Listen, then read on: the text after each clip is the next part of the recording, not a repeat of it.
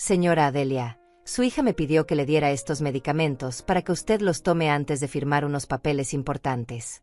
Dice que la van a ayudar a relajarse. Rita del Valle me jaló del brazo con una fuerza que no esperaba de alguien tan joven. Sus ojos brillaban con esa urgencia de quien tiene información que puede cambiarle la vida a alguien. En ese momento, parada ahí en la farmacia San Miguel, con el aire acondicionado zumbando sobre nuestras cabezas y el olor a desinfectante llenando mis pulmones, sentí como si el piso se moviera bajo mis pies. Ángela estaba sentada en mi carro, revisando su teléfono como siempre, esperando que yo regresara con mis medicamentos para la presión y el colesterol, los mismos de cada mes. Pero Rita no me estaba hablando de esos medicamentos. Me estaba hablando de otros. Medicamentos que yo nunca había pedido. Medicamentos que mi propia hija había ordenado a mis espaldas. Su hija vino aquí hace 3 días, siguió Rita con voz baja, mirando hacia la puerta como si Ángela pudiera escucharnos desde el estacionamiento. Me preguntó cuántas pastillas necesitaría para que una persona de su edad se sintiera muy relajada, muy tranquila, lo suficiente para no recordar bien lo que está firmando. Yo le dije que eso sonaba peligroso, pero ella insistió. Dijo que usted había estado muy nerviosa últimamente y que necesitaba ayuda para tomar decisiones importantes sobre su casa. Mis manos empezaron a temblar mientras Rita continuaba hablando. No era el temblor de mis 70 años. Era el temblor de quien acaba de descubrir que la persona en quien más confiaba en el mundo estaba planeando drogarla. Ángela había estado tan cariñosa últimamente, tan atenta, tan preocupada por mi bienestar. Hace 2 semanas me había dicho que había encontrado un excelente abogado que podría ayudarme a organizar mejor mis papeles, que era importante tener todo en orden a mi edad. Había insistido tanto en que fuéramos juntas a verlo, que había sido muy difícil encontrar una cita, que era una oportunidad única. Yo había pensado que era maravilloso tener una hija tan responsable, tan preocupada por mi futuro. Ahora entendía que era mi futuro lo que le preocupaba, pero no de la manera que yo había imaginado. Rita me mostró las pastillas. Pequeñas, redondas, inofensivas en apariencia. Lorazepam combinado con otro medicamento que yo no conocía. Suficiente para hacer que una persona mayor se sintiera confundida, desorientada, dispuesta a hacer cualquier cosa que le pidieran. Suficiente para que firmara papeles sin saber realmente lo que estaba haciendo. Mi casa. La casa que compré con mi esposo hace 45 años, la casa donde crié a Ángela, la casa que era mi seguridad, mi patrimonio, mi único refugio en este mundo. Esa casa que vale ahora más de $200,000 y que está en el mejor barrio de la ciudad. Señora Adelia, me dijo Rita con una seriedad que me atravesó el alma, yo tengo una abuela de 80 años. Si alguien tratara de hacerle esto a ella, yo querría que alguien me lo dijera. Su hija pagó estos medicamentos con efectivo, me pidió que no los pusiera en su expediente médico, y me dijo que era una sorpresa para usted. Una sorpresa que la ayudaría a relajarse antes de una cita muy importante mañana en la tarde. Rita me entregó una pequeña bolsa con las pastillas. Son suyas, las pagó su hija, pero usted tiene derecho a saber qué es lo que le van a dar. Salí de esa farmacia caminando como una mujer diferente. Mis piernas se movían automáticamente hacia el carro, pero mi mente estaba en otra parte, procesando una realidad que no quería aceptar. Ángela levantó la vista de su teléfono cuando me acerqué al vehículo, me sonrió con esa sonrisa que había creído sincera durante tantos años. «Mamá, te tardaste mucho», dijo mientras yo abría la puerta del lado del pasajero. «Espero que no haya habido problemas con tus medicinas». «Todo está bien», le respondí, manteniendo mi voz tan calmada como pude. Solo hablé un poco con la farmacéutica sobre las dosis. Ella asintió y encendió el motor. Mientras manejaba de regreso a mi casa, yo apretaba la bolsa con las pastillas en mi mano derecha, sintiendo como si tuviera la prueba de la traición más grande de mi vida. Durante todo el camino, Ángela estuvo hablando sobre lo emocionada que estaba por nuestra cita con el abogado mañana. «Mamá, vas a ver qué fácil va a ser todo. El señor Méndez es muy profesional, muy rápido. En 1 hora tendremos todos tus papeles organizados y yo podré ayudarte mejor con las finanzas de la casa. No vas a tener que preocuparte más por nada. Vamos a hacer todo legal, todo correcto, para que cuando ya no puedas tomar decisiones, yo pueda hacerlo por ti».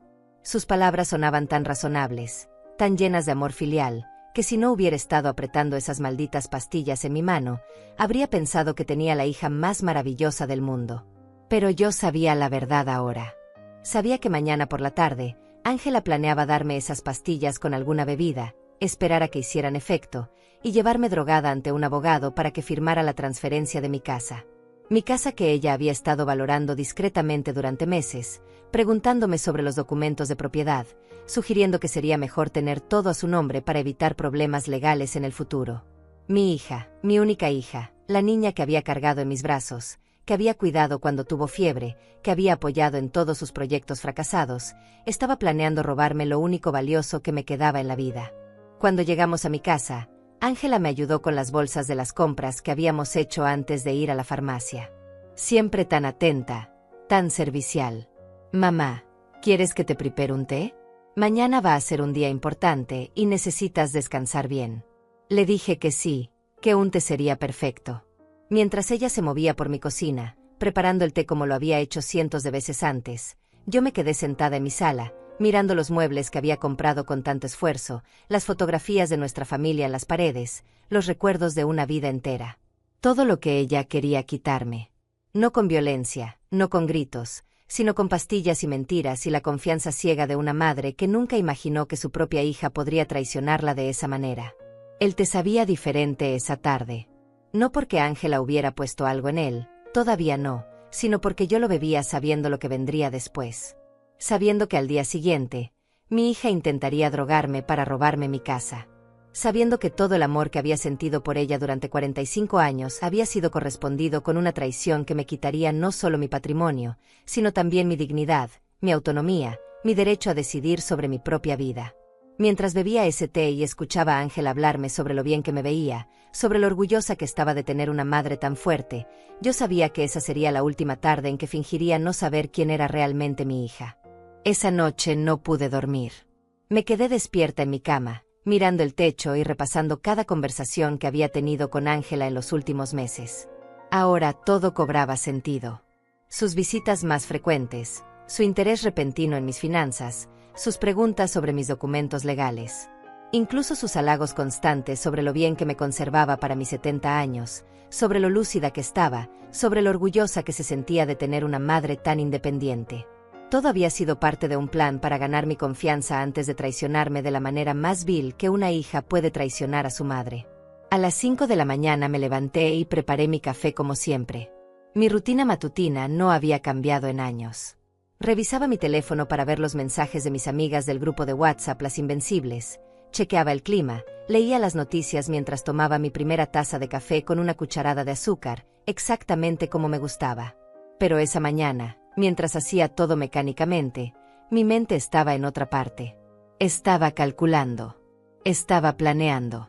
Por primera vez en mucho tiempo, estaba pensando como la mujer que había sido antes de convertirme solo en la madre de Ángela. Yo no siempre había sido una víctima. Antes de casarme, antes de tener hijos, había trabajado como contadora en una empresa de construcción. Había manejado presupuestos de miles de dólares, había negociado contratos, había tomado decisiones importantes que afectaban el futuro de muchas personas.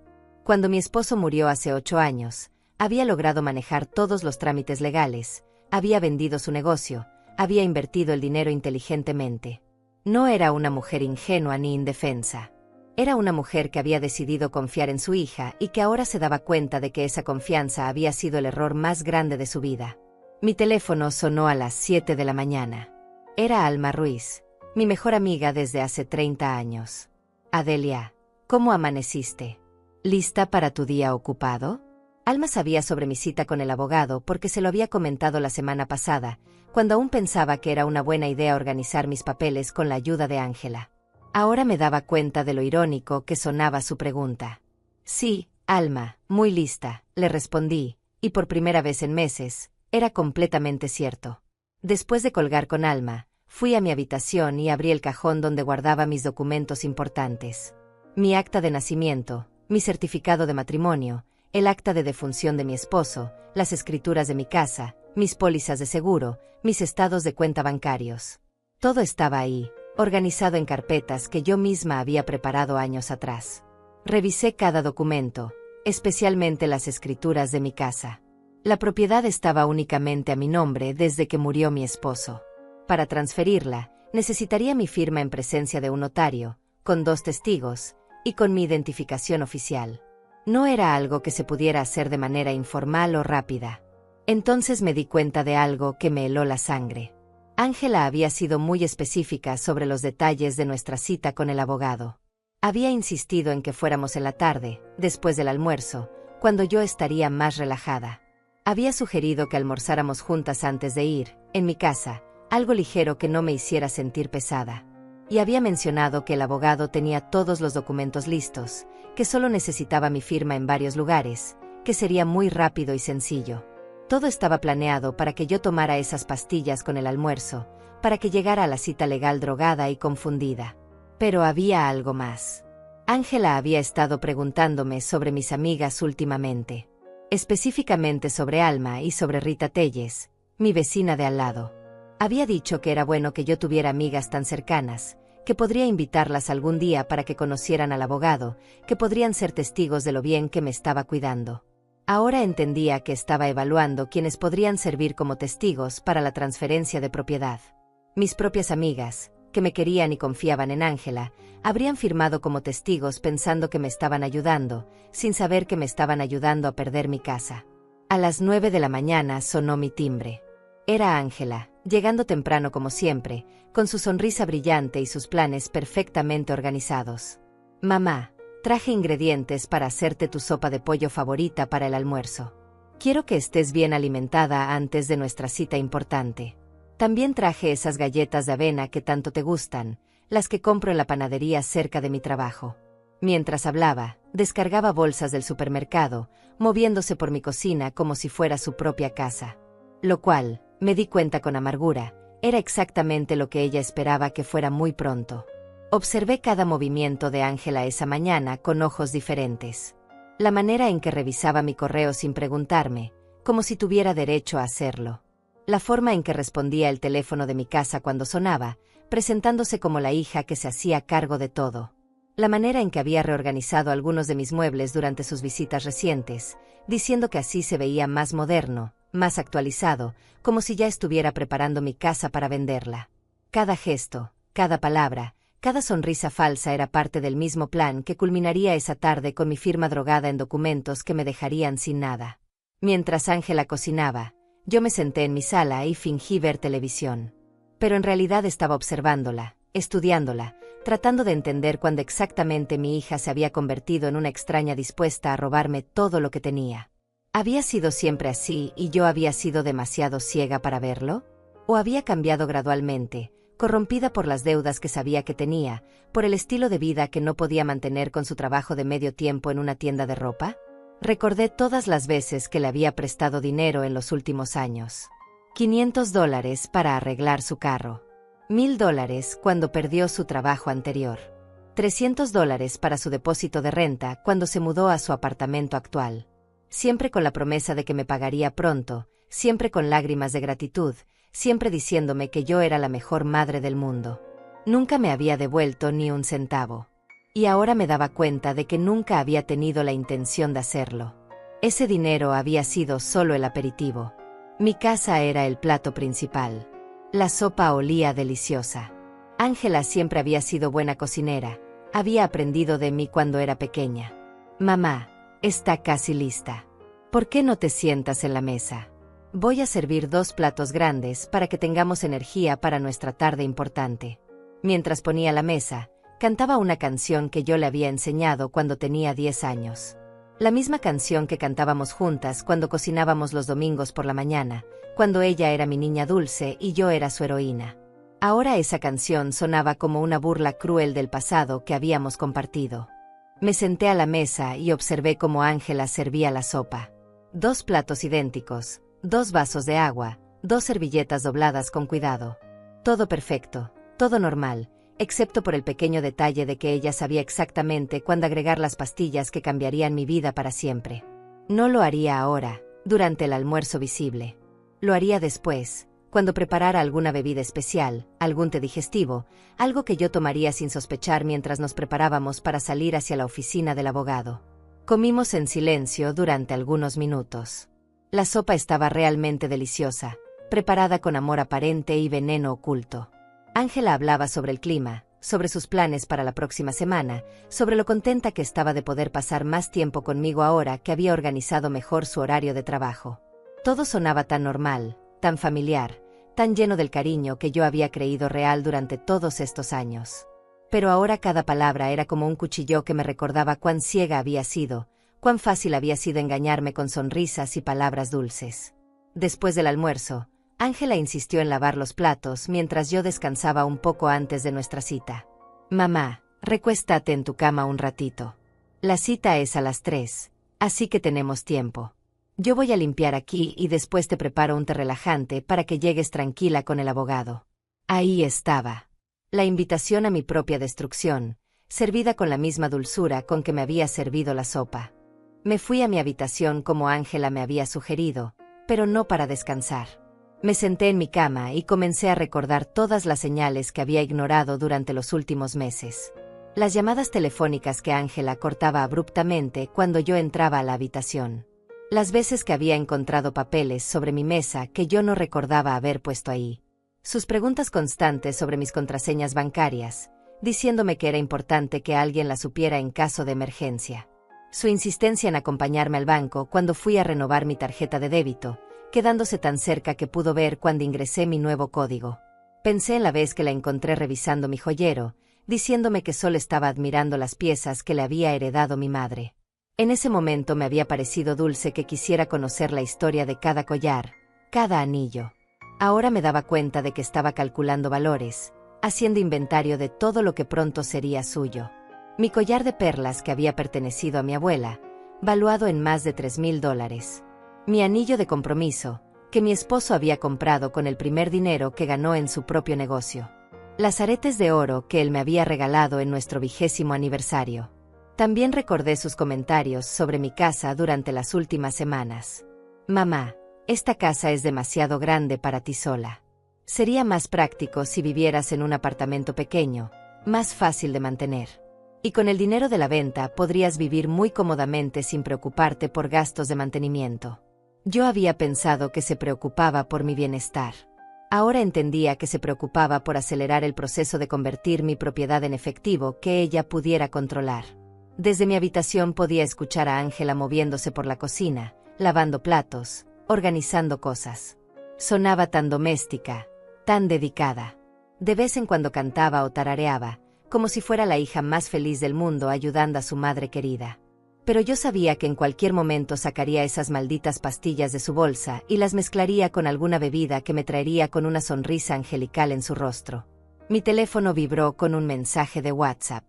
Era del grupo Las Invencibles, donde Alma había escrito: «Chicas, ¿alguien sabe de un buen abogado para asuntos de herencias? Mi prima necesita organizar sus papeles». Varias de mis amigas respondieron con recomendaciones, números de teléfono, experiencias personales. Mujeres como yo, en sus 60 y 70 años, todas preocupadas por dejar sus asuntos en orden para sus hijos. Todas confiando en que sus familias las cuidarían y protegerían. Todas vulnerables al mismo tipo de traición que yo estaba a punto de sufrir. Respondí al grupo: tengan mucho cuidado al elegir abogado. Asegúrense de que sea alguien recomendado por ustedes mismas, no por sus hijos. A veces los hijos tienen sus propios intereses. Alma me respondió inmediatamente en privado: «Adelia, ¿todo bien? ¿Pasó algo con tu cita de hoy?» Le escribí: «Todo perfecto, Alma. Solo dando consejos de mujer experimentada».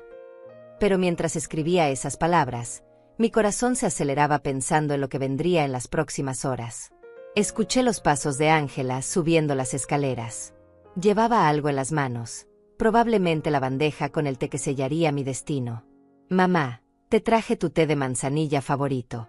Lo endulcé con miel, como te gusta. También traje esas galletas que compramos en la mañana. Necesitas tener energía para nuestra cita importante».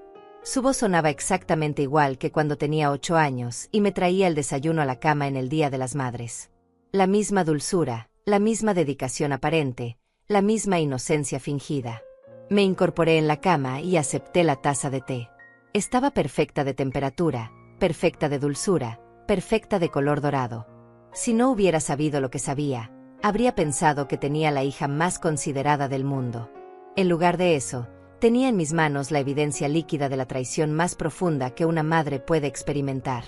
Ángela se sentó en la orilla de mi cama, como había hecho miles de veces durante su infancia cuando quería contarme sobre su día en la escuela o cuando tenía pesadillas y necesitaba que la consolara. Mamá, ¿estás nerviosa por la cita con el abogado? Es normal sentirse así cuando uno va a tomar decisiones importantes.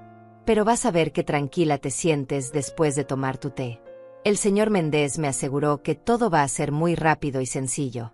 En 1 hora tendremos todos los papeles firmados y yo voy a poder cuidarte mucho mejor.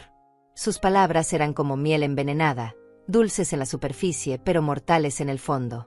Cada frase estaba calculada para tranquilizarme, para hacerme sentir que estaba en buenas manos, para convencerme de que beber ese té era lo más natural del mundo. Fingí tomar un sorbo del té y lo mantuve en mi boca sin tragarlo. Ángela me observaba con atención, esperando ver las primeras señales de que las pastillas estaban haciendo efecto. Mamá, ¿cómo te sientes?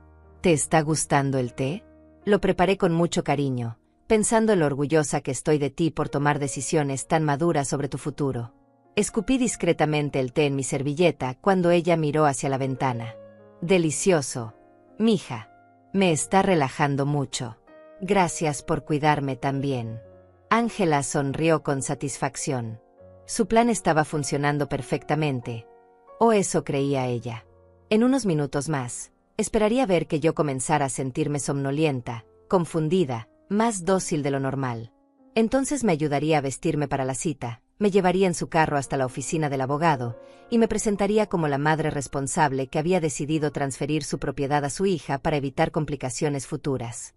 Yo firmaría los papeles sin entender completamente lo que estaba haciendo, y cuando el efecto de las drogas pasara, ya sería demasiado tarde. Pero yo no iba a permitir que eso pasara. Por primera vez en meses, me sentía completamente despierta, completamente alerta, completamente en control. Ángela había cometido el error de subestimarme. Había pensado que 70 años significaban fragilidad mental. Había creído que amor de madre significaba estupidez ciega. Había asumido que yo era demasiado ingenua o demasiado senil para descubrir su plan. Se había equivocado en todo. Mija, voy al baño un momentito antes de que salgamos. El té me está dando un poquito de sueño, pero supongo que eso es bueno para estar relajada en la cita. Ángela prácticamente brillaba de satisfacción. Perfecto. Mamá, tómate tu tiempo. Yo voy a preparar tu bolsa con todos los documentos que vas a necesitar. Cuando salgas del baño, ya estaremos listas para irnos. En el baño, me miré en el espejo. La mujer que me devolvía la mirada ya no era la madre ingenua que había entrado a esa casa en la mañana. Era una mujer que había descubierto una traición y que estaba lista para defenderse. Una mujer que había sido subestimada por su propia hija y que estaba a punto de demostrarle cuán equivocada había estado. Una mujer que había decidido que ya era hora de dejar de ser víctima y empezar a ser sobreviviente. Cuando salí del baño, Ángela tenía mi bolsa lista junto a la puerta y las llaves del carro en su mano. Mamá, te ves un poco pálida. ¿Te sientes bien? Tal vez el té te relajó demasiado. No te preocupes, es normal. Cuando lleguemos con el abogado ya te vas a sentir mejor. Le dije que sí, que me sentía un poco mareada pero que estaba bien para ir a la cita. Su sonrisa se hizo más amplia. Había mordido el anzuelo perfectamente, o eso pensaba ella. Durante el viaje en el carro, Ángela manejaba más despacio de lo normal, observándome constantemente por el espejo retrovisor. Mamá, ¿quieres que abramos un poco la ventana? El aire fresco te va a hacer bien. Deja que yo me encargue de todo en la oficina. Tú solo tienes que firmar donde el abogado te indique. Son muchos papeles, pero no te preocupes por leerlos todos. Yo ya los revisé y todo está perfecto. Sus palabras me confirmaron que efectivamente esperaba llevarme drogada y confundida ante el notario. La oficina del abogado estaba en un edificio comercial que yo no conocía, en una parte de la ciudad donde nunca había tenido que ir. Mientras subíamos en el elevador, Ángela me sostenía del brazo como si realmente necesitara apoyo. Actué un poco temblorosa, un poco insegura, como si las drogas que no había tomado estuvieran haciendo efecto. Mija, me siento rara. Como si todo fuera más lento. Ángela me apretó el brazo con fingida preocupación. No te preocupes, mamá. Es solo que estás relajada. Eso es bueno para tomar decisiones importantes. Antonio Méndez resultó ser exactamente lo que había imaginado, un hombre de unos 40 años, vestido con traje barato, con una oficina pequeña llena de archiveros metálicos y diplomas de universidades que no reconocí. Me saludó con demasiada familiaridad, como si ya me conociera, lo cual significaba que Ángela había hablado mucho conmigo antes de que nos conociéramos. Señora Gómez, qué gusto conocerla finalmente. Su hija me ha contado tantas cosas buenas de usted. Vamos a hacer todo muy rápido para que no se canse. Ángela se sentó a mi lado y puso su mano sobre la mía. Antonio extendió varios documentos sobre su escritorio. Eran exactamente lo que había temido: formularios de transferencia de propiedad, documentos de cesión de derechos, papeles que convertirían a Ángela en la única dueña de mi casa. El abogado comenzó a explicar cada documento con esa velocidad profesional que usan cuando no quieren que entiendan realmente lo que están firmando. Como puede ver, señora Gómez, estos documentos simplemente formalizan lo que usted ya decidió hacer: transferir la propiedad a su hija para evitar complicaciones legales futuras. Fingí estar confundida, somnolienta, como si las drogas me impidieran concentrarme completamente. ¿Pero esto significa que la casa ya no va a ser mía? Ángela me apretó la mano más fuerte. Mamá, ya hablamos de esto. La casa va a seguir siendo tuya, solo que va a estar a mi nombre para protegerla. Tú vas a vivir ahí siempre, pero yo voy a poder ayudarte con todos los trámites legales. Es por tu propio bien. Antonio asintió con esa sonrisa profesional que no llegaba a sus ojos. Exactamente, señora. Es una decisión muy inteligente. Tomé el bolígrafo que me ofrecían y lo sostuve temblorosamente sobre el primer documento. Ángela y el abogado intercambiaron una mirada de satisfacción. Todo estaba saliendo exactamente como lo habían planeado. La vieja confundida estaba a punto de firmar su patrimonio, droguizada y manipulada por su propia hija. Pero entonces hice algo que no esperaban. Dejé caer el bolígrafo y me llevé las manos a la cabeza. No puedo. Me siento muy mal. Creo que necesito ir al hospital. Ángela se puso inmediatamente nerviosa. Mamá, ¿estás bien? Solo estás un poco cansada. Firma los papeles y después descansas. Antonio también comenzó a mostrar impaciencia. Señora Gómez, entiendo que se sienta abrumada, pero son decisiones que debe tomar. Sus papeles están en orden, solo necesita firmar. Pero yo seguí fingiendo estar mal, sosteniéndome la cabeza, actuando como si fuera a desmayarme. Necesito agua. Me siento mareada. Algo está mal. Antonio se levantó para traerme agua, y en ese momento aproveché para activar discretamente la grabadora de mi teléfono. Cuando regresó con el vaso, bebí lentamente y seguí quejándome de que me sentía extraña, diferente, como si hubiera tomado algo que me hiciera daño. Ángela comenzó a ponerse más nerviosa. Mamá, no has tomado nada malo. Solo el té que yo te preparé con tanto cariño. Las pastillas que puse en tu té eran solo para ayudarte a relajarte para esta cita tan importante. Ahí estaba. La confesión que necesitaba. Grabada en mi teléfono, con Antonio Méndez como testigo involuntario. ¿Pastillas? ¿Qué pastillas, mija? Ángela se dio cuenta inmediatamente de lo que había dicho, pero ya era demasiado tarde. Su cara se puso roja y comenzó a tartamudear. No quise decir pastillas. Quise decir azúcar. Puse azúcar extra en tu té para darte energía. Pero yo seguí presionando, actuando como la madre confundida que supuestamente era. ¿Pastillas en mi té? ¿Para qué necesitaba pastillas? Antonio comenzó a parecer incómodo. Señora Gómez, tal vez deberíamos posponer esta cita. Si no se siente bien, podemos reagendar para otro día. Pero Ángela estaba desesperada por terminar lo que había empezado. No, ella está bien. Solo está nerviosa. Mamá, vamos a firmar rápido y nos vamos a casa. Y entonces cometió su segundo error. En su desesperación por convencerme, dijo exactamente lo que yo necesitaba que dijera para completar mi evidencia. Mamá, las pastillas que puse en tu té eran solo para ayudarte a estar tranquila cuando firmaras la transferencia de la casa. No te van a hacer daño. Son las mismas que usa la señora del Valle cuando tiene que firmar papeles importantes. Rita me explicó que son perfectas para que las personas mayores se sientan relajadas durante trámites legales. Todo está bien, Mamá, solo firma aquí y ya terminamos. Antonio la miró con horror. ¿Usted le dio medicamentos a su madre sin su conocimiento? Eso es completamente ilegal. Yo no puedo proceder con esta transferencia. Esto constituye coerción bajo influencia de sustancias. Señorita Gómez, lo que me está describiendo es un delito grave. Ángela intentó arreglar la situación, pero cada palabra que decía la hundía más profundo. No es un delito. Ella es mi madre y yo tengo derecho a cuidarla. Las pastillas eran solo para su bien, para que no se pusiera nerviosa. Me quedé sentada, fingiendo estar confundida pero grabando cada palabra. Ángela había confesado no solo haber planeado drogarme, sino también haber consultado con Rita del Valle sobre las dosis apropiadas y haber justificado todo como parte de su derecho a cuidarme. Había admitido que las pastillas eran específicamente para hacer que firmara la transferencia de propiedad. Y lo había hecho delante de un abogado que ahora era testigo de su intención criminal.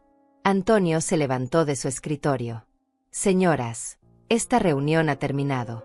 Señorita Gómez, le sugiero fuertemente que consulte con un abogado penalista porque lo que me ha descrito constituye varios delitos graves. Señora Gómez, ¿necesita que llame a alguien para que venga por usted? ¿Se siente segura yendo con su hija? Sus preguntas me dieron la oportunidad perfecta para el siguiente paso de mi plan. No, no me siento segura.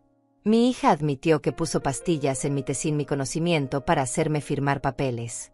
Eso no suena como cuidado maternal. Eso suena como algo muy malo.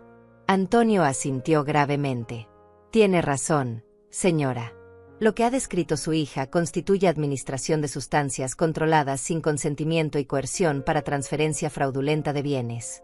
Ambos son delitos graves. Ángela se puso de pie, finalmente entendiendo que su plan había fracasado completamente. Mamá, estás exagerando todo. Yo solo quería ayudarte.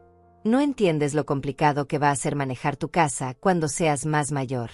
Estaba pensando en tu futuro. Pero sus justificaciones sonaban huecas incluso para ella misma. Ya no había manera de negar lo que había confesado. Ya no había manera de fingir que sus intenciones habían sido inocentes. Señor Méndez, ¿podría llamar a la policía? Creo que necesito reportar lo que ha pasado aquí hoy. Ángela me miró con shock absoluto. Mamá, no puedes hacer esto. Soy tu hija. Yo te amo. Todo lo que hice fue por amor. Pero yo ya había tomado mi decisión. El amor no droga a las madres para robarle sus casas, mija. Eso no es amor. Eso es algo completamente diferente. Antonio Méndez marcó el 911 desde el teléfono de su oficina, mientras Ángela me miraba con una mezcla de pánico y rabia que nunca había visto en su rostro. Mamá, no puedes hacer esto. Si llamas a la policía, vas a arruinar mi vida.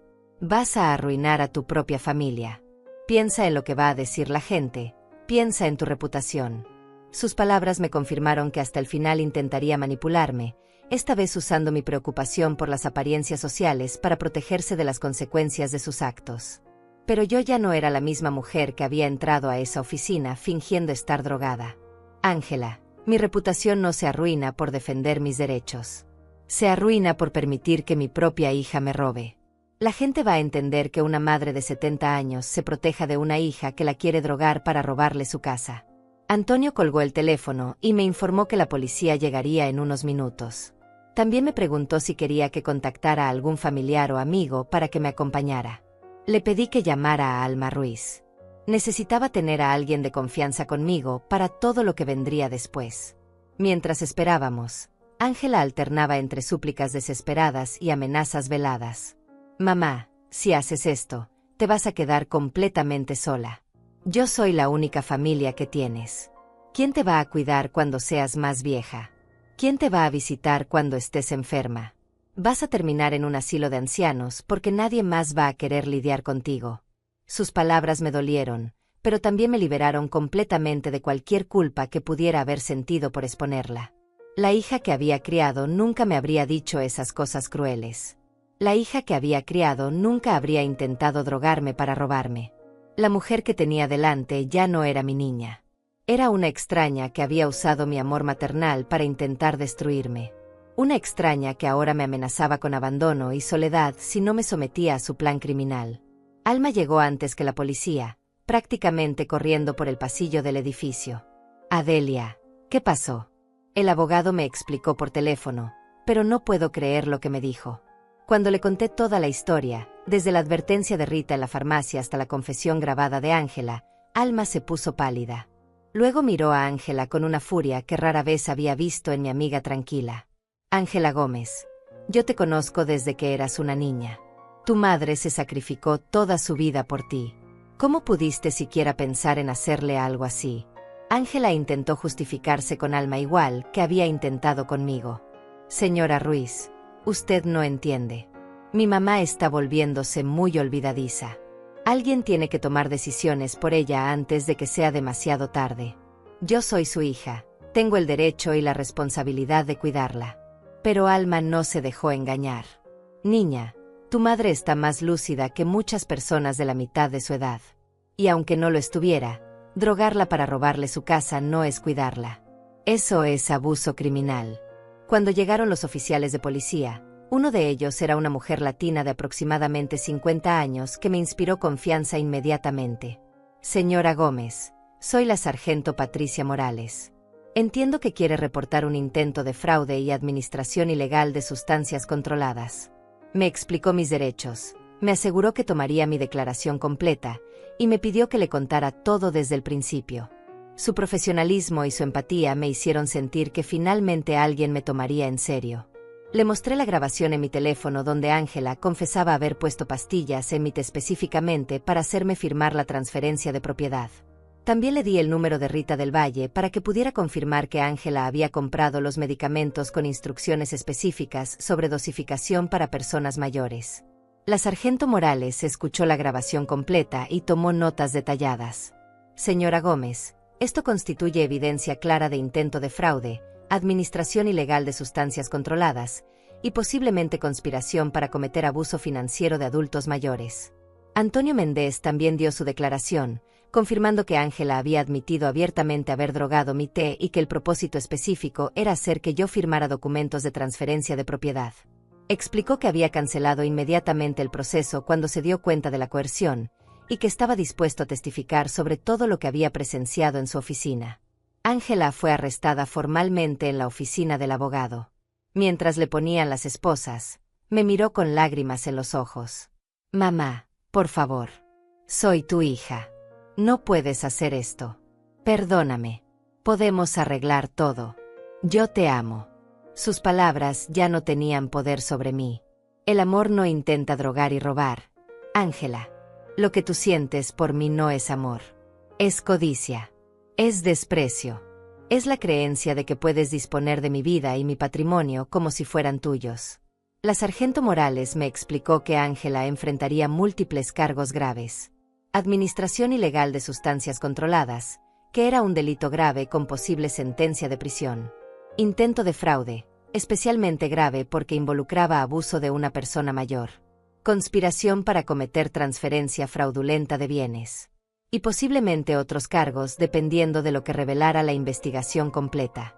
Me aseguró que el distrito fiscal tomaría el caso muy seriamente porque el abuso financiero de adultos mayores era una prioridad en su jurisdicción. Alma me llevó a casa después de terminar con todas las declaraciones policiales. Durante el viaje, ninguna de las dos dijimos mucho. Yo estaba procesando el hecho de que había expuesto y arrestado a mi propia hija. Alma probablemente estaba procesando el hecho de que la niña que había visto crecer había intentado algo tan vil contra su propia madre. Cuando llegamos a mi casa, me ayudó a sentarme en mi sala y me preparó un té real, sin drogas, sin mentiras, solo el cariño genuino de una amistad de 30 años. Adelia, ¿estás segura de que hiciste lo correcto? No me estoy arrepintiendo, pero necesito que me digas que estás en paz con tu decisión. La miré a los ojos y por primera vez en meses me sentí completamente clara sobre algo. Alma, por primera vez en mucho tiempo, hice algo para protegerme a mí misma en lugar de proteger los sentimientos de alguien más. Ángela tomó sus decisiones cuando planeó drogarme y robarme. Yo solo tomé las mías cuando decidí no permitir que lo hiciera. Esa noche, sola en mi casa, revisé todo lo que había pasado. Mi hija estaba en la cárcel, arrestada por intentar drogarme y robarme mi casa. Tendría que enfrentar cargos criminales, posible tiempo de prisión, y el escándalo público de haber abusado de su propia madre mayor. Su vida, tal como la conocía, había terminado. Y todo porque había subestimado la inteligencia y la fuerza de la mujer que la había criado. Pero por primera vez en meses, cuando apagué las luces y me fui a la cama, no sentí miedo. No sentí culpa. No sentí la ansiedad constante que había sido mi compañera desde que Ángela comenzó su campaña de manipulación. Sentí algo que no había sentido en mucho tiempo. Sentí que estaba segura en mi propia casa, protegida por mis propias decisiones, dueña de mi propia vida. Había pagado un precio terrible por esa seguridad, pero finalmente era mía. A la mañana siguiente desperté con una sensación extraña. Por primera vez en meses, había dormido toda la noche sin despertar preocupada por algo que Ángela pudiera estar planeando. Mi teléfono tenía varias llamadas perdidas de números que no reconocía, probablemente periodistas que ya habían escuchado sobre el arresto. También tenía mensajes de WhatsApp de mis amigas del grupo Las Invencibles, todas preguntando si era cierto lo que habían escuchado en las noticias locales. Alma había escrito un mensaje largo explicándole al grupo lo que había pasado, respaldando completamente mi decisión y pidiendo que me dieran espacio, pero que me hicieran saber que tenían mi apoyo. Las respuestas fueron inmediatas y unánimes. Todas mis amigas expresaron shock por lo que Ángela había intentado hacer, pero también orgullo por mi coraje al denunciarla. Rita Telles, mi vecina, escribió: Adelia, fuiste muy valiente. Todas tenemos hijos y sabemos lo difícil que debió ser para ti hacer lo correcto. Pero no todas las reacciones fueron positivas. Algunos familiares lejanos comenzaron a llamar, cuestionando mi decisión de arrestar a mi propia hija. Mi prima Carmen me llamó desde México, llorando. Adelia, ¿cómo pudiste hacer algo así? Ángela es tu sangre. Las familias no se destruyen entre sí por dinero. Los problemas familiares se resuelven en familia, no con la policía. Escuché sus reproches con paciencia, pero ya no me afectaban como antes. Carmen, cuando tu hija trate de drogarte para robarte tu casa, me cuentas cómo lo resuelves en familia. La sargento Morales me llamó para informarme que Ángela había pasado la noche en la cárcel y que tendría su audiencia de fianza esa tarde. Me explicó que probablemente saldría bajo fianza, pero que tendría restricciones estrictas, incluyendo una orden de no contacto conmigo. También me dijo que la investigación había revelado que Ángela tenía deudas significativas, incluyendo más de $15,000 en tarjetas de crédito y un préstamo sobre su carro que estaba en mora. Su situación financiera desesperada explicaba mucho sobre sus motivaciones. Antonio Méndez me llamó para disculparse por no haber detectado las señales de coerción desde el principio. Me explicó que devolvería completamente los honorarios que Ángela le había pagado y que cooperaría totalmente con la investigación criminal. También me recomendó un abogado especializado en derecho de familia y protección de adultos mayores para asegurarme de que mis intereses estuvieran completamente protegidos durante el proceso legal. Alrededor del mediodía, comenzaron a llegar los periodistas. 2 reporteros de noticias locales tocaron mi puerta, pidiendo entrevistas sobre el caso. Les dije educadamente que no tenía comentarios, pero uno de ellos gritó desde mi jardín: «Señora Gómez, ¿se arrepiente de haber arrestado a su hija?». Su pregunta me molestó tanto que abrí la puerta y le respondí directamente: «No me arrepiento de protegerme de alguien que intentó drogarme para robarme mi casa. El hecho de que esa persona sea mi hija hace el crimen más grave, no menos grave». Rita del Valle vino a visitarme esa tarde, trayendo soup de pollo casera y disculpándose repetidamente por haber vendido las pastillas a Ángela. «Señora Adelia, me siento terrible. Debí haber llamado a la policía inmediatamente cuando su hija me pidió esos medicamentos. Pero ella sonaba tan convincente, diciendo que usted estaba muy nerviosa y que solo quería ayudarla a relajarse. Le aseguré que había hecho exactamente lo correcto al advertirme, y que sin su valor para decirme la verdad, Ángela habría logrado su plan. Esa tarde, Alma me acompañó al banco para asegurarme de que todas mis cuentas estuvieran protegidas. Cambié todas mis contraseñas. Agregué autenticación de 2 factores a todos mis accesos, y establecí alertas para cualquier transacción superior a $100. También hablé con el gerente del banco sobre el intento de fraude, y él me aseguró que pondrían banderas rojas en todas mis cuentas para prevenir cualquier actividad sospechosa. Mientras estábamos en el banco, mi teléfono sonó. Era un número que no reconocía, pero decidí contestar. Era Ángela, llamando desde la cárcel.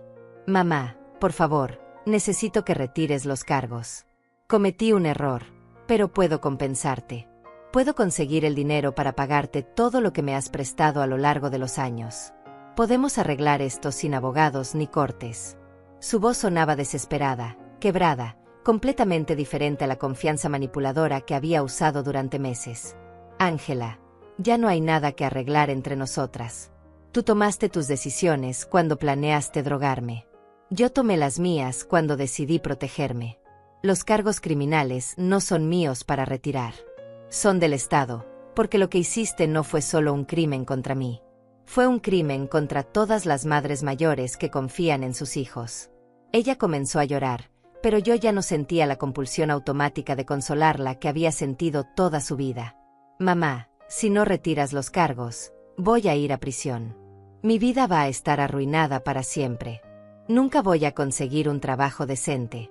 Nunca voy a poder alquilar un apartamento. Vas a destruir completamente mi futuro. Sus palabras eran las mismas tácticas de manipulación emocional que había usado durante años, pero esta vez no funcionaron. Ángela, tú destruiste tu futuro cuando decidiste que drogar a tu madre era una opción aceptable. Yo solo me negué a ser cómplice de mi propia victimización. Después de colgar, Alma me preguntó si me sentía bien con mi decisión de no ayudar a Ángela a evitar las consecuencias de sus actos. Alma, durante 45 años he rescatado a Ángela de las consecuencias de sus malas decisiones. Le presté dinero que nunca me devolvió. Justifiqué sus fracasos. Cubrí sus mentiras. Le di oportunidades que desperdició. Y mi recompensa por toda esa protección fue que intentara drogarme para robarme mi casa. Ya no voy a protegerla de la realidad. Esa noche, después de que Alma se fuera, me senté en mi sala y pensé en todas las cosas que Ángela había dicho sobre mi futuro si no tenía a nadie para cuidarme. Sus amenazas sobre asilos de ancianos, sobre quedarme sola, sobre no tener a nadie cuando fuera más mayor. Me di cuenta de que todas esas amenazas se basaban en la premisa de que yo era incapaz de cuidarme a mí misma, de que necesitaba desesperadamente su presencia en mi vida, sin importar cuán tóxica fuera esa presencia. Pero mirando alrededor de mi casa, viendo mis muebles que había elegido, mis fotografías que había tomado, mis plantas que había cuidado, me di cuenta de que había estado cuidándome muy bien durante años. Tenía amigas que me querían genuinamente. Tenía una casa que había mantenido en perfecto estado. Tenía finanzas estables que había manejado responsablemente. Tenía una vida social activa, hobbies que disfrutaba, y una mente clara que había sido capaz de detectar y frustrar un plan criminal complejo. No necesitaba a Ángela para sobrevivir. La había necesitado para sentirme completa como madre, para sentir que había cumplido exitosamente mi rol maternal. Pero ese rol había terminado hace mucho tiempo, y aferrarme a él me había hecho vulnerable a su manipulación.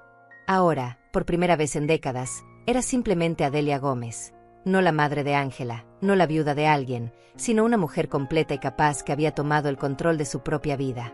Antes de irme a dormir, escribí en mi diario personal por primera vez en años. Hoy aprendí que protegerme a mí misma no es egoísmo, es supervivencia. Y que el amor verdadero nunca requiere que una persona se sacrifique completamente por otra. Ángela confundió mi amor con debilidad, y mi generosidad con estupidez. Esa confusión le costó todo, pero me devolvió algo que no sabía que había perdido, mi respeto por mí misma. Los siguientes días trajeron una avalancha de intentos desesperados de Ángela por revertir las consecuencias de sus actos. A pesar de la orden de no contacto, encontró maneras de llegar hasta mí a través de terceros. Su primera estrategia fue usar a sus pocas amigas restantes como intermediarias. Jessica, una compañera de trabajo, me llamó llorando. Señora Gómez, Ángela está destrozada. Dice que usted malentendió todo, que ella solo quería ayudarla y que nunca tuvo intenciones maliciosas. Me rogó que reconsiderara mi posición, que pensara en el futuro de Ángela, que recordara todos los momentos felices que habíamos compartido como familia. Le expliqué a Jessica pacientemente que no había malentendido nada. Ángela había confesado abiertamente, delante de un abogado y grabado en mi teléfono, que había puesto pastillas en mí específicamente para hacerme firmar documentos de transferencia de propiedad. No había ambigüedad ni malentendido posible. Jessica insistió que debía haber otra explicación, que la Ángela que ella conocía nunca haría algo así. Le dije que tal vez no conocía a Ángela tan bien como pensaba, o que tal vez Ángela era muy buena actriz. Después de esa conversación, Jessica nunca volvió a llamar. Luego comenzaron las cartas. Ángela le escribía a familiares lejanos, contándoles versiones distorsionadas de los eventos, presentándose como una hija preocupada que había sido malentendida por una madre senil. Mi sobrina Patricia me llamó desde California, preocupada. Tía Adelia, Ángela me escribió una carta terrible. Dice que la acusaste falsamente de algo que nunca hizo, que estás confundida por tus medicamentos, y que necesitas ayuda médica. ¿Es cierto que está en la cárcel? Le envié a Patricia la grabación donde Ángela confesaba todo. Después de escucharla, Patricia guardó silencio por varios minutos. Tía, no sabía qué pensar cuando recibí la carta. Ángela sonaba tan convincente, tan desesperada. Pero esto es evidencia clara de que planeaba drogarte. No puedo creer que mi prima sea capaz de algo así. Le expliqué que yo tampoco había podido creerlo al principio, pero que los hechos eran innegables. Patricia me aseguró que no volvería a contactarla y que apoyaría completamente mi decisión. La estrategia más dolorosa de Ángela fue intentar usar la religión como arma emocional. Le escribió una carta al padre Miguel, el sacerdote de la iglesia donde había sido bautizada, explicándole que su madre había perdido el amor cristiano y se había vuelto vengativa contra su propia hija. El padre Miguel, que me conocía desde hace décadas, vino a visitarme personalmente para entender la situación. Adelia, recibí una carta muy perturbadora de Ángela. Está preocupada por tu alma, dice que el odio te está consumiendo. Le conté al padre Miguel toda la verdad, incluyendo mostrarle la grabación de la confesión de Ángela. Su expresión cambió completamente mientras escuchaba. Hija mía, lo que Ángela intentó hacer no tiene justificación cristiana posible. Honrar a tu madre no significa permitir que te abuse financieramente. Protegerte del daño, incluso cuando viene de un hijo, no es falta de amor. Es amor propio, que también es un regalo de Dios. Me aseguró que no había nada anticristiano en mis acciones y que oraría porque Ángela encontrara el verdadero arrepentimiento. Entonces Ángela escaló a tácticas aún más manipuladoras. Convenció a una organización de caridad local de que su madre mayor había sido confundida por medicamentos y había acusado falsamente a su hija dedicada. La directora de la organización, señora López, me visitó con una trabajadora social, expresando preocupación por mi bienestar mental y ofreciendo servicios de evaluación cognitiva. Pensaron que estaban rescatando a una anciana confundida de sus propias decisiones irracionales. Les mostré todos los documentos legales, la grabación de la confesión de Ángela, los reportes policiales y las declaraciones del abogado Antonio Méndez. La trabajadora social revisó todo meticulosamente y concluyó que yo estaba completamente lúcida y que había sido víctima de un intento serio de fraude financiero. Señora López se disculpó profusamente. Señora Gómez, lamento mucho que hayamos sido engañadas. Su hija es muy convincente, pero la evidencia es clara. Lo que intentó hacer es exactamente el tipo de abuso que tratamos de prevenir. El punto más bajo llegó cuando Ángela contactó a un reportero sensacionalista de un programa de televisión de chismes, ofreciéndole una historia sobre una madre mayor que había perdido la razón y estaba destruyendo a su familia por paranoia senil.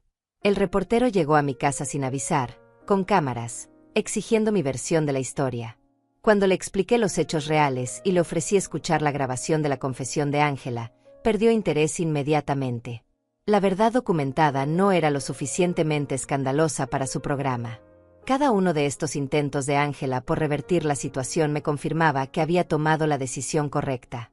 En lugar de aceptar responsabilidad por sus actos, estaba gastando toda su energía en tratar de manipular la percepción pública, engañar a figuras de autoridad y presentarme como una víctima de mi propia confusión mental. Si hubiera mostrado arrepentimiento genuino, si hubiera admitido su culpa y buscado ayuda para sus problemas financieros y emocionales, tal vez habríamos podido encontrar algún camino hacia la reconciliación. Pero cada mentira nueva, cada manipulación adicional, cada intento de hacerme parecer senil o vengativa, me alejaba más de cualquier posibilidad de perdón. Alma me acompañó a todas las citas legales durante esas semanas. El fiscal del distrito me explicó que el caso contra Ángela era sólido, pero que ella había contratado un abogado defensor que estaba presionando por un acuerdo de culpabilidad reducida. Quieren que Ángela admita culpabilidad en cargos menores a cambio de libertad condicional y restitución financiera. Pero la decisión final sobre aceptar el acuerdo es mía como víctima principal. Le dije al fiscal que necesitaba tiempo para considerar la propuesta. Parte de mí quería que Ángela enfrentara las consecuencias completas de sus actos, incluido tiempo de prisión. Pero otra parte de mí estaba cansada de todo el proceso legal y quería simplemente seguir adelante con mi vida. Alma me aconsejó que tomara la decisión que me diera más paz a largo plazo, sin preocuparme por lo que otros podrían pensar.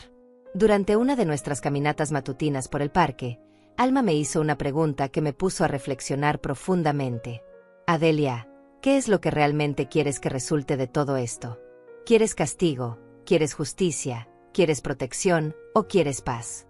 Su pregunta me hizo darme cuenta de que lo que más quería era asegurarme de que Ángela nunca pudiera intentar algo similar conmigo otra vez, y que otras madres mayores estuvieran advertidas sobre este tipo de abuso familiar.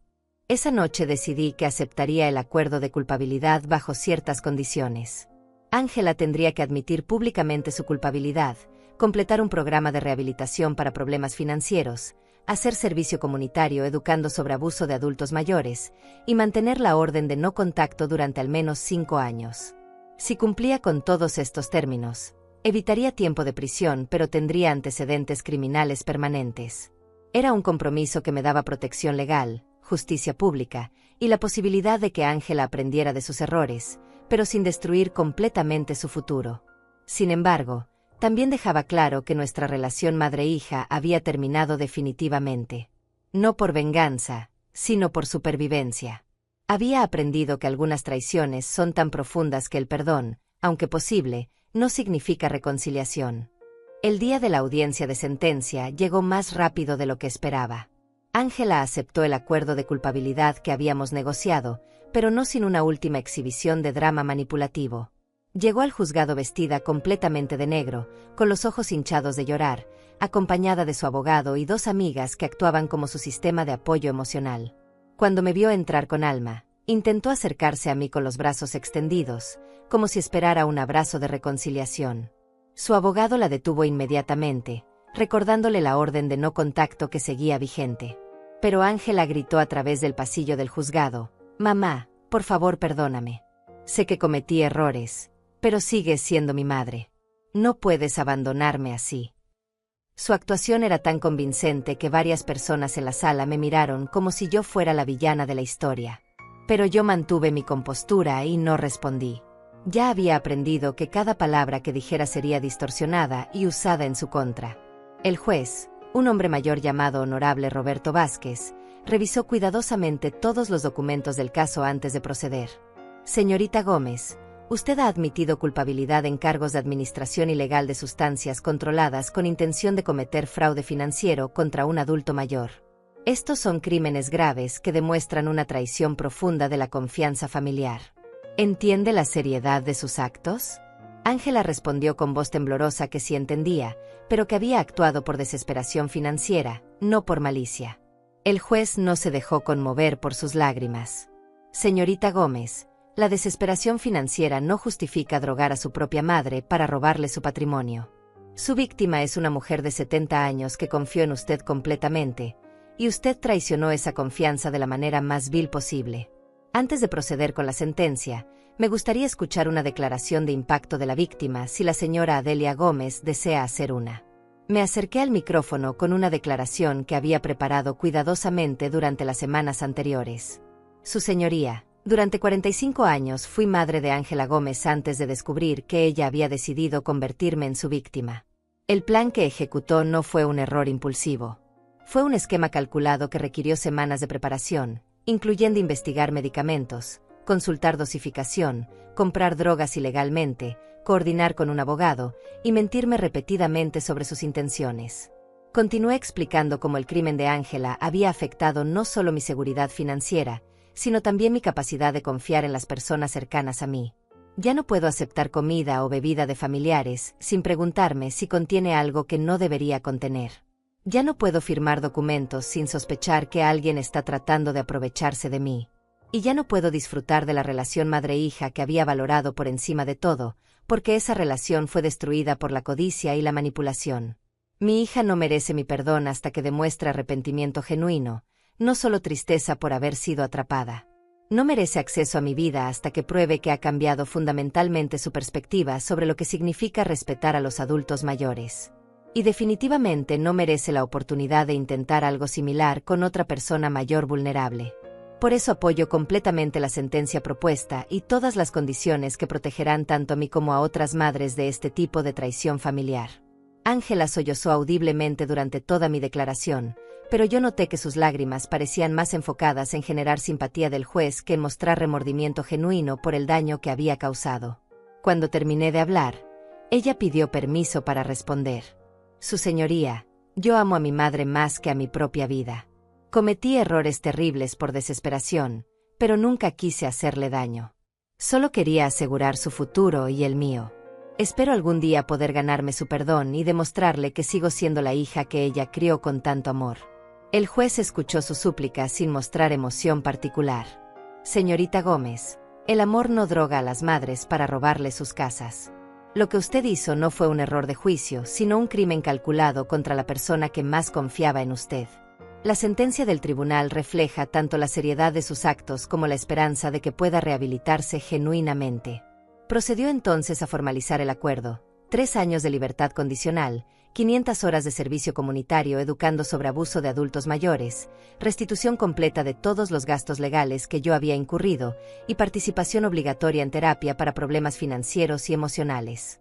Además, la orden de no contacto permanecería vigente durante 5 años, después de los cuales podría ser revisada solo si yo estaba de acuerdo.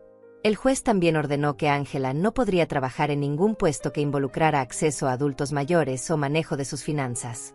Sus antecedentes criminales permanentes harían que cualquier empleador futuro supiera exactamente qué tipo de traición era capaz de cometer.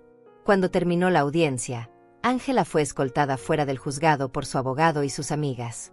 Intentó mirarme una última vez, pero yo mantuve mi vista hacia adelante. Alma me tomó del brazo y caminamos hacia la salida en silencio. Afuera del juzgado, había varios reporteros esperando declaraciones, pero les dijimos que no teníamos comentarios. La justicia había hablado, y eso era suficiente. En el camino a casa, Alma me preguntó cómo me sentía ahora que todo había terminado oficialmente. Alma, me siento como si hubiera cerrado un capítulo de mi vida que necesitaba cerrarse hace mucho tiempo. Durante años permití que Ángela me tratara como un recurso en lugar de como una persona. La dejé tomar decisiones sobre mi vida, controlar mis finanzas parcialmente y manipular mis emociones. Pensé que eso era amor maternal, pero en realidad era codependencia destructiva. Esa tarde, sola en mi casa, revisé todos los documentos legales que marcaban el final del caso.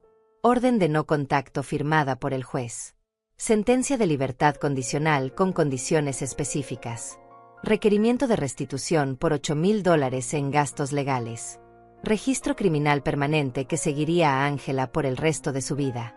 Todo estaba oficialmente terminado, pero yo sabía que el proceso emocional de recuperación apenas comenzaba. Llamé a Rita del Valle para agradecerle una vez más por haberme advertido sobre el plan de Ángela. Sin su valor para decirme la verdad, yo habría sido drogada exitosamente y habría perdido mi casa. Rita me dijo que había aprendido una lección importante sobre no vender medicamentos sin verificar completamente las intenciones del comprador. También me informó que varias otras madres mayores habían venido a preguntarle sobre situaciones similares con sus propios hijos, inspiradas por mi caso a examinar más cuidadosamente las motivaciones familiares. Esa noche escribí en mi diario: hoy se cerró legalmente el capítulo más doloroso de mi vida. Ángela enfrentó las consecuencias de sus decisiones, y yo comencé oficialmente mi nueva vida como una mujer que se protege a sí misma. No sé si alguna vez podré perdonarla completamente, pero sé que ya no necesito su presencia para sentirme completa.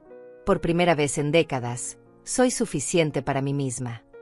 Antes de irme a dormir, cambié todas las cerraduras de mi casa. No porque tuviera miedo de que Ángela violara la orden de no contacto, sino porque quería el simbolismo de cerrar físicamente la puerta a esa parte de mi pasado. Mañana comenzaría oficialmente mi nueva vida como Adelia Gómez, no la madre traicionada, sino la mujer sobreviviente que había elegido su propia dignidad por encima de la manipulación familiar. 6 meses después de la sentencia, mi vida había tomado una forma completamente nueva. Desperté una mañana de sábado sin la ansiedad que había sido mi compañera constante durante años. No había nadie manipulando mis decisiones, no había nadie presionándome para firmar papeles, no había nadie fingiendo amor mientras planeaba robarme. Por primera vez en mucho tiempo, mi casa se sentía verdaderamente mía, mis decisiones eran verdaderamente mías, y mi futuro era verdaderamente mío. Alma y yo habíamos desarrollado una rutina de caminatas matutinas que se había convertido en la parte favorita de mi día. Mientras caminábamos por el parque cerca de mi casa, me contaba sobre sus nietos, sus planes de viaje, sus proyectos de jardinería. Conversaciones normales entre amigas, sin drama familiar, sin crisis financieras, sin secretos oscuros. Era refrescante tener relaciones basadas en afecto genuino en lugar de obligación manipulada o culpa heredada. Durante una de nuestras caminatas, Alma me contó que había recibido una llamada de su hija preguntando sobre los detalles de mi situación con Ángela. Adelia, mi hija está preocupada porque su amiga le dijo que los hijos tienen derecho legal a las propiedades de sus padres cuando son mayores. Le expliqué que eso no es cierto, que los padres tienen derecho a disponer de sus bienes como decidan, y que ningún hijo tiene derecho a drogar a su madre para robarle su casa. Me alegró saber que mi historia estaba educando a otras familias sobre límites apropiados. Había comenzado a asistir a un grupo de apoyo para víctimas de abuso financiero familiar en el centro comunitario local. Al principio pensé que no necesitaba terapia grupal, que era lo suficientemente fuerte para procesar todo sola. Pero descubrí que había algo poderoso en escuchar historias similares de otras mujeres mayores que habían sido traicionadas por hijos, nietos o cuidadores en los que confiaban. No estaba sola en mi experiencia, y mi decisión de denunciar a Ángela había inspirado a otras a protegerse también. En el grupo conocí a Elena Vázquez, una mujer de 68 años cuyo hijo había estado robando dinero de su cuenta bancaria durante 2 años antes de que ella lo descubriera. A diferencia de mí, Elena había decidido no presentar cargos criminales, pero había cortado todo contacto financiero con su hijo y había buscado terapia para procesar la traición. Su historia me ayudó a entender que había muchas maneras válidas de responder al abuso familiar, pero que todas requerían poner límites firmes. Mi vida social se había expandido de maneras inesperadas. Rita Telles me había invitado a unirme a su club de lectura mensual, donde discutíamos novelas de misterio mientras tomábamos café y comíamos pasteles caseros. También me había inscrito en una clase de computación en la biblioteca pública, donde estaba aprendiendo a usar aplicaciones nuevas en mi teléfono y a navegar mejor el Internet. A los 70 años, estaba descubriendo habilidades e intereses que había postergado durante décadas de enfoque exclusivo en mi rol maternal. Un día recibí una carta inesperada del Departamento de Servicios Sociales. Me informaban que mi caso había sido usado como ejemplo en un programa de entrenamiento para trabajadores sociales sobre cómo identificar y responder al abuso financiero de adultos mayores. También me invitaban a participar como oradora voluntaria en eventos educativos comunitarios. La idea me intimidó al principio, pero después de pensarlo decidí que compartir mi experiencia podría proteger a otras madres de traiciones similares. Mi primera presentación fue en un centro para adultos mayores, donde conté mi historia a un grupo de aproximadamente 50 personas. Después de mi charla, varias mujeres se acercaron para contarme sobre situaciones sospechosas con sus propios hijos. Una señora me dijo que su hijo había estado preguntando insistentemente sobre sus contraseñas bancarias.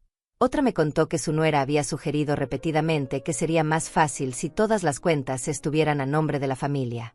Les di información sobre recursos legales y las animé a confiar en sus instintos si algo se sentía mal. La restitución económica de Ángela llegó exactamente como había ordenado el juez. $8,000 para cubrir todos mis gastos legales, pagados en cuotas mensuales de su salario de su nuevo trabajo en una fábrica textil. Cada cheque llegaba sin nota personal, procesado a través del sistema de libertad condicional. Era dinero que técnicamente me pertenecía, pero que me traía sentimientos complicados. Decidí donarlo completamente a la organización que administraba el grupo de apoyo para víctimas de abuso familiar, para que pudieran expandir sus servicios. En el aniversario del día que Rita me había advertido sobre el plan de Ángela, decidí hacer algo especial para celebrar mi nueva vida.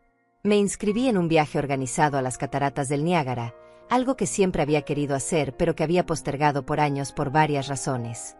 Durante el viaje de una semana, conecté con otras mujeres viajeras, tomé cientos de fotografías, y me di cuenta de cuántas experiencias había perdido por estar siempre disponible para los dramas de Ángela. Cuando regresé del viaje, encontré varios mensajes en mi contestadora de periodistas preguntando si quería comentar sobre el hecho de que Ángela había completado su primer año de libertad condicional exitosamente. Aparentemente había estado cumpliendo con todas las condiciones de su sentencia, incluyendo el servicio comunitario educando sobre abuso de adultos mayores. La ironía de que mi hija estuviera ahora enseñando a otros sobre los crímenes que ella había cometido no se me escapaba, pero tampoco me importaba particularmente. Su rehabilitación era su responsabilidad, no la mía. Alma me preguntó si me interesaba saber cómo estaba Ángela o si extrañaba tener contacto con ella. La respuesta me sorprendió incluso a mí. No siento nostalgia por la relación que teníamos, porque ahora entiendo que esa relación estaba basada en mentiras y manipulación. No extraño a la Ángela que conocía, porque esa Ángela era una actuación diseñada para mantener mi confianza mientras planeaba traicionarme. Si alguna vez existe una versión genuinamente arrepentida y rehabilitada de mi hija, tal vez podamos tener algún tipo de contacto limitado en el futuro. Pero esa decisión será mía, en mis términos, cuando y si yo esté lista. Mi casa se había convertido en un refugio de paz en lugar de un lugar de ansiedad constante. Había reorganizado los muebles, había comprado plantas nuevas, y había colgado fotografías de mis viajes recientes en lugar de las viejas fotos familiares que me traían recuerdos dolorosos. Cada rincón reflejaba mis gustos personales, mis decisiones independientes, mi vida autónoma. Era el hogar de una mujer que había aprendido a valorarse a sí misma. Una tarde, mientras revisaba mi correo electrónico, encontré un mensaje del grupo Las Invencibles con fotografías de nuestra reunión mensual más reciente. En las fotos, me veía relajada, sonriente, rodeada de amigas genuinas que me querían sin agenda oculta. Era la imagen de una mujer de 70 años que había sobrevivido a la traición más profunda posible y había emergido más fuerte, más sabia y más completa. Esa noche, antes de irme a dormir, escribí la entrada final en el diario que había estado manteniendo desde el inicio de esta experiencia. Por fin, después de muchos años de sacrificar mi bienestar por la comodidad de otros, soy yo la que decide a quién cuidar.